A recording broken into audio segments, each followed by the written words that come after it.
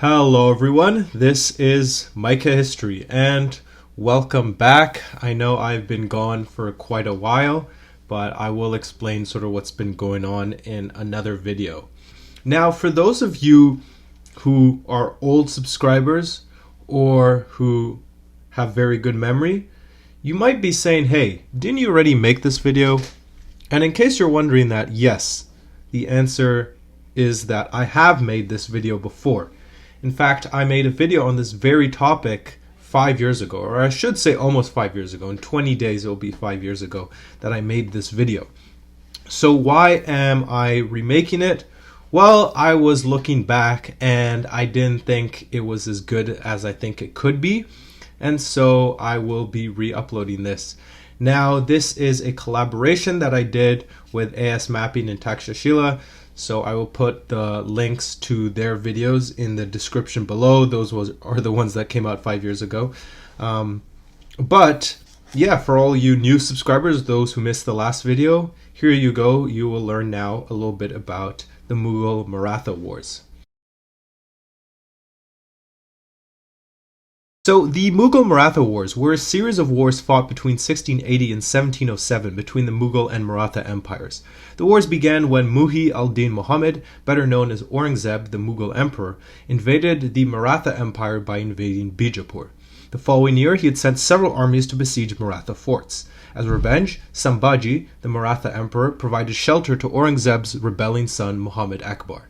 In September, after settling his dispute with the royal family of Mewar, Aurangzeb began his expedition to conquer the Maratha Empire.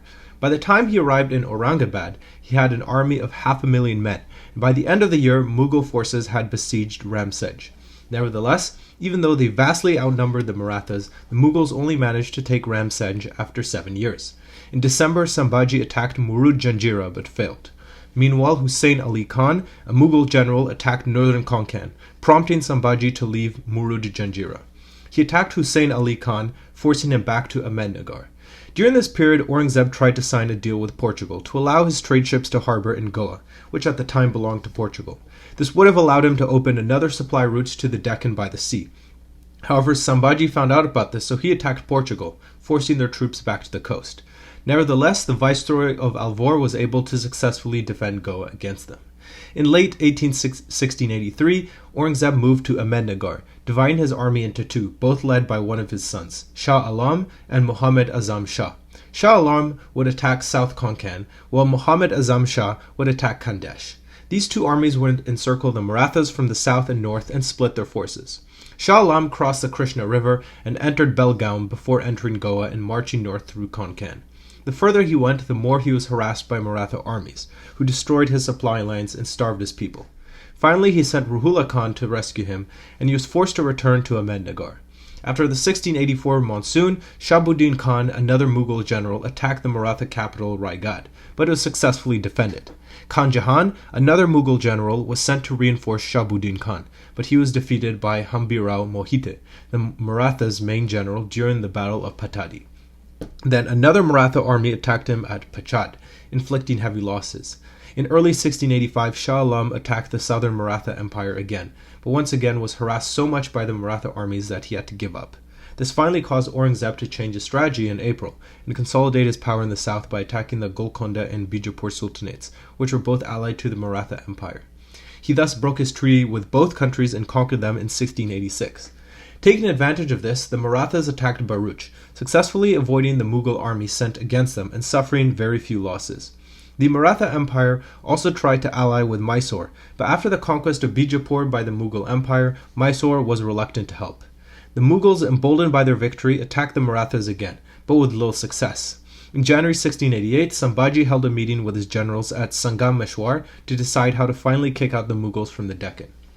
However, Ganoji Shirke, his brother-in-law, betrayed him and helped Mukarrab Khan, a Mughal general, to attack Sangameshwar, while Sambhaji was still there. The Marathas bravely defended the cities, but they were outnumbered and surrounded, and Sambhaji was captured on the 1st of February 1689. An attempted rescue by the Marathas was repelled on the 11th of March. Reaching Aurangzeb, Sambhaji refused to bow down to him, so he was beheaded and his wife and son were taken captive for the next 20 years. With his victory, Aurangzeb believed he had finally won, but he had actually done the complete opposite, since the Marathas were more ready than ever to fight the Mughals. Sambhaji's younger brother, Rajaram I, succeeded him as emperor. In March 1690, the Marathas launched their most dangerous attack, under General Santaji Ghorpade, attacking not only the Mughal camp, but even sacked the tent where Aurangzeb was sleeping, killing many of his bodyguards. But Aurangzeb wasn't in it, so he managed to survive. However, after this great victory, the Marathas suffered another betrayal as Suryaji Pirsal, a Maratha commander, handed over Sambhaji's wife Yesubai and their son Shahu, who became captives of the Mughals. With the tides turning, the Mughal army advanced south, attacking Panhala, but again the brave Maratha defense prevented it from being taken, while the Mughals lost many men. It was only after Aurangzeb's arrival that Panhala surrendered. The Marathas realized that the Mughals would attack Vishalgad next, so they evacuated Rajaram I to Senji, now Jinji, which became the new Maratha capital. Obviously, this infuriated Aurangzeb, who sent some men to pursue them, but they were ambushed and annihilated by Santaji Ghorpade and another Maratha general, Danaji Jadhav. In late 1691, Ramchandra Bhavadekar, Prahlad Niraji, Santaji Ghorpade, and Danaji Jadhav met up to make a plan. The last two would launch offensives in the east to keep the Mughals scattered. The others would focus on Maharashtra and attack the Mughal forts there to divide the newly conquered territory in two and threaten their supply lines. Santaji Ghorpade and Danaji Jadhav were very successful in their plan, defeating the Mughals in several cavalry attacks in battle. This made Aurangzeb realize that he had been overconfident and he needed to take the Marathas seriously. He sent an ultimatum to his general Zulfir Khan to take Jinji or be stripped of his titles, and although he managed to capture it in 1698, Rajaram I had already escaped, and it had taken 7 years to achieve this Pyrrhic victory. But the Marathas would suffer an even greater loss soon. Even though they were fighting together, Santaji Ghorpade and Danaji Jadhav had a massive rivalry, and the only thing stopping them from killing each other was Prahlad Niraji. But once he died, Danaji attacked Santaji with one of his men killing him. Now the main general, Danaji began a counter-offensive and defeated the Mughals at Pandharpur. Other Maratha generals won battles as well, such as Shankar Narayan at Pune, Nemaji Shinde at Nandurbar, and Khanderao Dabade captured Baglan and Nashik. Unsurprisingly, Aurangzeb responded to this by launching yet another offensive, besieging Panhala and Satara, and even though it was taken, it was defended for 6 months, so that by the time it was captured, the monsoon had begun in April 1700.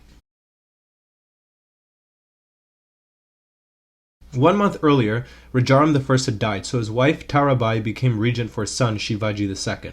After the Battle of Satara, Aurangzeb tried to keep every inch of the Deccan Mughal, even though he had lost a fifth of his army. By 1704, Aurangzeb had captured Torana, Rajgad, and some other forts, but this was mostly done through bribery. The Marathas responded by launching another offensive in the north with almost no opposition, since the Mughals had almost no money or men left. Nemaji Shinde reached Bhopal, and Khanderao Dabade reached Borach, defeating an army of 14,000 Mughals led by Muhammad Khan with only 8,000 Maratha soldiers. By the end of 1705, the Marathas had conquered central India, Gujarat, and the Malwa Plateau, which caused the Mughals to finally begin evacuating Maratha territory in 1706, with Danaji Jadhav taking most forts back during that year. Aurangzeb finally gave up after 27 years and retreated to Burhanpur, and then died of a fever on the 21st of February 1707. With his death, the wars ended, but they marked a major turning point in Indian history, as the Maratha Empire would slowly rise to power and replace the Mughal Empire as the dominant country in India. 51 years later, they would even reach the Mughal capital of Delhi, and the Mughal Empire would soon collapse as many different regions declared independence. So anyways, thank you all for watching. I hope you learned something new, hopefully found it interesting. Of course, don't forget to subscribe to my buddies AS Mapping and Takshashila. And yes, I will be making more videos over the summer, so stay tuned for that as well. So thank you for watching and have a good day. See you next time.